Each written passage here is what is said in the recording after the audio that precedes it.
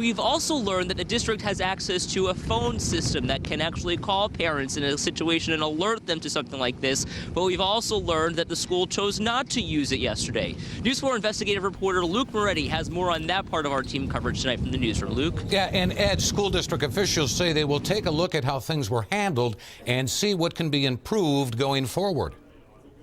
They said there's about 60 people in the school right now, about 50 children. It was a tense situation at Harvey Austin School in Buffalo.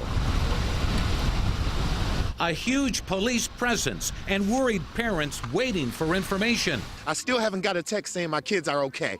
News 4 has learned that a decision was made not to use an automated emergency notification to parents. Superintendent Dr. Pamela Brown says instead, they manually were making calls. Buffalo Teachers Federation President Phil Rumore says teachers making the calls ran into some problems. They didn't have the correct number for some of the parents because, parents moved, they changed their phone numbers, their cell phone changes. But we'll have to take a look, and we can always do better. Superintendent Brown says the first priority was to make sure students and staff inside the building were safe.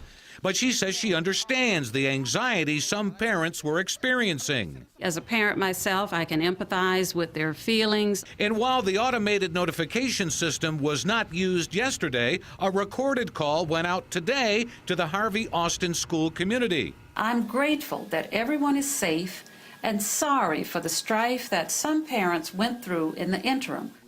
Erie Wonbosse's district superintendent, Donald Ogilvie, says deciding how and when to notify parents is a judgment call. One of the more difficult approaches to take would be to call each parent. Credit them for making the effort, but in an emergency, when you mention man with a gun, you will not get off the phone.